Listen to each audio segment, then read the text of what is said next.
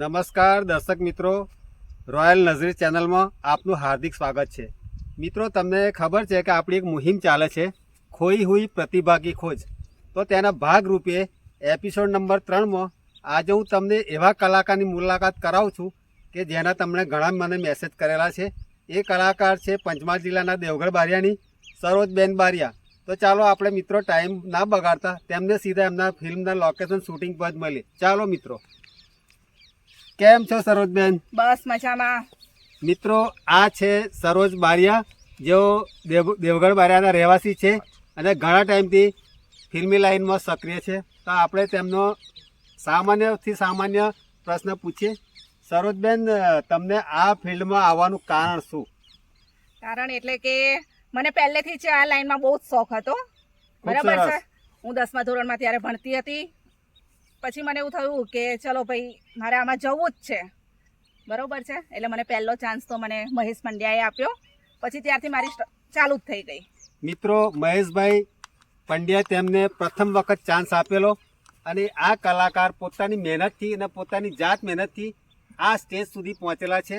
હજુ બી આપણે આ વાતચીત આગળ ચાલુ રાખીએ. સરોજબેન, અત્યારે તમે કયા ફિલ્મમાં કામ કરી રહ્યા છો? અત્યારે હાલ મારું શૂટિંગ ચાલી જ રહ્યું છે, હાથોમાં મારા સાજણનો હાથ. ખૂબ સરસ. તેના સાથી કલાકારો વિશે જણાવશો? જયકુમાર વડથલિયા છે, રાજલ રાવલ છે, ચીમન પંડ્યા છે. ખૂબ સરસ. સરોજબેન, હવે મારો એક સીધો તમને પ્રશ્ન છે.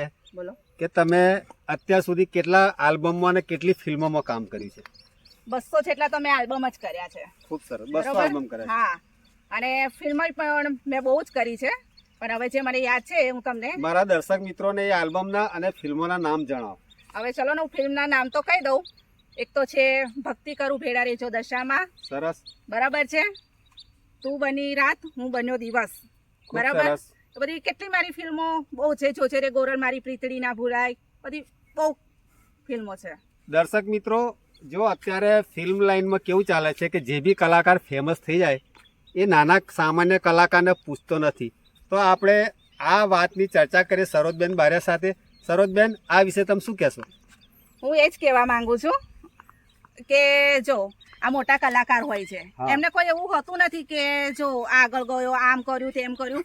પણ અત્યારના જે પૂછડિયાઓ છે, જે કે કહીને મને અનુભવ થઈ ગયો છે, જેને એક હવે હું તમને નામ તો નહીં આપું, પણ આર્ટિસ્ટ છે જેને કે મેં ડાન્સ શીખવાડ્યું, બોલતા શીખવાડ્યું કે એક્ટિંગ આપણે કઈ રીતના કરવી. અને અત્યારે ખાલી 20% જેટલું એના જે એમ જો આગળ ગયો હોય અને પછી કહેવા લાગ્યો કે હિરોઈન તરીકે સરોજબેન ના ચાલે. બરોબર? કેમ કે ફેટ થઈ ગયા છે. બરોબર છે. મિત્રો, મારા દર્શક મિત્રોને જણાવવાનું કે આ એમને ખૂબ જ સરસ મેસેજ છે કે કોઈ બી કલાકાર જ્યારે મોટો થઈ જાય તો એને હવામાં ના ઉડવું જોઈએ. કારણ કે સામાન્ય કલાકાર તો હંમેશા કલાકાર હોય છે અને કલાકાર હંમેશા આત્માથી શુદ્ધ હોય છે. દરેક કલાકાર એક નાનો સ્પોટ બોય હોય સાઈડ શૂટિંગ પર તો બી એનો ખ્યાલ રાખવો જોઈએ. એવો સીધો મેસેજ આપણે સરોજબેને આપ્યો. બરાબર. સરોજબેન, હવે તમારા આગામી પ્રોજેક્ટ, આવનારા પ્રોજેક્ટ વિશે કહેશો અમારા દર્શક મિત્રોને? આવનારે તો હવે મારી બીજી પણ ફિલ્મો આવી રહી છે. બરોબર છે. જેનું શૂટિંગ હવે ચાલુ થશે 2-3 મહિનામાં. બરોબર.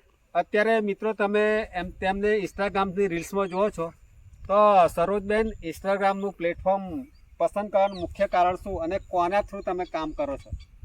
હું નઝીર રોયલથી કરું છું કામ. બરોબર છે. અને ઇન્સ્ટાગ્રામમાં મારા ચાલે છે બધા વિડીયો અને બધા જોવે છે. બરાબર. અને મને એમની જોડે કામ કરવાનો ખૂબ મજા આવે છે અને એ પણ સારા એકદમ માણસ છે. ખૂબ જ સરસ. મિત્રો, જો ઇન્સ્ટાગ્રામની દુનિયામાં સરોજબેનની ઘણી રીલ્સ અત્યારે વાયરલ ચાલે છે. મિત્રો, એક આ સામાન્ય કલાકાર છે, તેમને આપણે હજુ તેમની ઘણી મંજિલ બાકી છે. તો તેમના દરેક રીલ્સમાં સપોર્ટ કરજો મિત્રો, કારણ કે કલાકાર તમારા સપોર્ટનો હકદાર છે. અને હું તમને એક વાત કહેવા માંગુ છું કે એક અનુભવ મને એવો થયો કે પ્રોડ્યુસર એક મારી સાથે એક હીરો હતો, એને અમે પિક્ચરમાં લીધો. જે પ્રોડ્યુસર મારી સાથે એ ફિલ્મ ચાલી. પછી જ્યારે બીજી વખત એ ફિલ્મ કરવાની થઈને એને ફોન કર્યો કે ભાઈ સરોજબેન છે, તમે આવો. તેને એવી વાત કરી કે હું એમની સાથે કામ નહીં કરું. કેમ? તો સરોજબેન બહુ ફેટ થઈ ગયા છે એટલે મારે એમની સાથે કામ નથી કરવું. બરોબર. એટલે જુઓ, હું બધાને જ કહીશ કે નાના છો તો પછી નાના રીતના જ રહો. જેમ કે મોટા કલાકાર ક્યારેય આવું કરતા નથી, બરોબર છે? એટલે આવું કોઈને કરશો ના. કામ મળે તો કામ કર્યા જ કરો, બીજું કંઈ કહેવા નથી માંગતી. ખૂબ જ સરસ. બરોબર.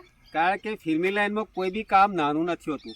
ચાહે રોલ કોઈ બી હોય, હિરોઈન નો હોય, માનો હોય, બહેનનો હોય કે ભાઈનો હોય, કોઈ બી રોલ હોય તો બસ કોઈ આ બી કામને તમે તમે સાચી વાત નાનું ના કરી છે, ગણો. હા. સાચી વાત કરી છે. કારણ કે મને ચંદનભાઈ રાઠોડ, એ તો બરોબર. તમે હીરો હા. ઓળખતા જ હશો, હા, ઓળખ્યા. ધૂળકી તારી માયા લાગી વાળા. એમને મને બરોડામાં અમે મળ્યા હતા ત્યારે મને એ જ વાત કરી કે જો બેન, તમને ગમે તેનો રોલ મળે, ભાભી છે, બેન છે, તો તમે કરો જ. એવું ના રાખશો કે મારે આ રોલ નથી કરવો, અને અત્યારની હોય છે કે મારે આ રોલ નથી કરવો, મને આ પસંદ નથી, એવું ચાલે નહીં. બરાબર છે. અને ખૂબ જ સરસ વાત કરી સરોજબેન. આપણે જતા જતા હું તમને એક છેલ્લો પ્રશ્ન પૂછીશ કે અત્યારે તમને યુટ્યુબ તથા ઇન્સ્ટાગ્રામના માધ્યમથી મારા દર્શક મિત્રો તમને તમારા ઇન્ટરવ્યૂ જોઈ રહેલા છે, તો મારા દર્શક મિત્રોને તમે શું સંદેશો આપશો? હું મિત્રોને એટલું જ કહીશ કે રોયલ નઝીરની ચેનલની અંદર મારા જે બધા વિડીયો આવે છે એમને લાઈક અને શેર જરૂર કરજો.